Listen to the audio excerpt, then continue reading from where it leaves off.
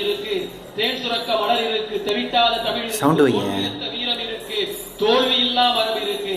என்ன இருந்து என்ன பயன்? ஏன் இன்னும் நீ தாழ்ந்து போனாய்? அன்று கங்கை கொண்டாய், கடலம் என்றாய், ஆனால் இன்று காவிரி நீர் பெற ஏன் அழுதாய்? மாண்புகள் உனக்கு ஏராளம், மரத்தமிழ் உனக்கு ஆதாரம், வான்புகள் உனக்கு வசமாகும், வாகையே உனக்கு வாழ்வாகும். ஆனாலும் தமிழா, இன்றைக்கு நீ ஏன் தாழ்ந்து போனாய் என்று சொன்னால், இன்றைக்கு சட்டத்திலே மாற்றத்தை கொண்டு வந்தால் நீ உயர்வாய். அன்றைக்கு பாரத நாட்டிலே ஒரு மகான் 100 இளைஞர்களை தாருங்கள், நான் இந்த பாரதத்தை உயர்த்தி காட்டுகிறேன் என்று சொன்னார். யார் அந்த மகான்? மண்ணில் உதித்த ஆதவன், மாதவன் செய்த புண்ணியன், கண்ணில் காந்த உள்ளவன், காவி உடைய உடுத்தியவன், எண்ணில் கோடி மாந்தனையும் என் இனிய சகோதர சகோதரி என்று சொல்லி தண்ணில் விவேகம் வளர்த்த விவேகானந்த பெருந்தகை. விவேகானந்த பெருந்தகை கனவு கண்டார், அந்த கனவு பலிக்கவில்லை. அவருக்கு பின்னாலே எத்தனையோ பேர்கள் வந்தார்கள், கனவு கண்டார்கள், பலிக்கவில்லை. ஆனால் நம்மோடு இருந்து, நம்மோடு வாழ்ந்து, நமக்காகவே இருந்த இன்னொருவர் கனவு கண்டார். அவர் யார் தெரியுமா?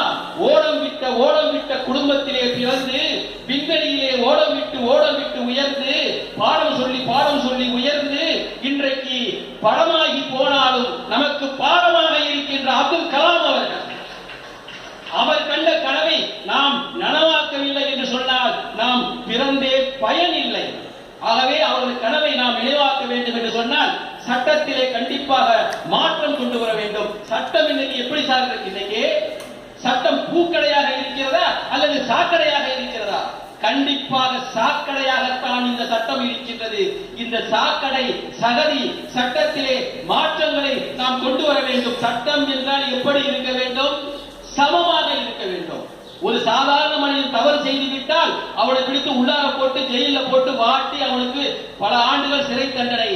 ஆனால் ஒரு பணக்காரன் ஒரு பெரிய தவறை செய்துவிட்டால் கூட அவனுக்கு பெயில் கிடைக்குது, ஜெயில் கிடைக்கல, வெளியில வந்து சந்தோஷமா இருக்கான சட்டமா இது? சரிசமமான சட்டம் வேண்டும் சார். இரவு 12 மணி அந்த நாட்டு மன்னன் என்ன செய்தான்? மாறு வேடம் போட்டுக்கொண்டு நகர சோதனைக்காக நகரத்தை தாண்டி பாந்து போட்டுக் கொண்டு சென்றான். ஒரு வீட்டிலே ஒரு ஆணும் பெண்ணும் பேசிக் கொண்டிருக்கிற குரல் கேட்கின்றது. அதிர்ந்து போனான். என்னது?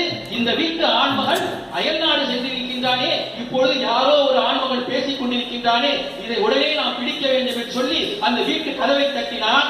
உள்ளே இருந்து ஆண்மகன்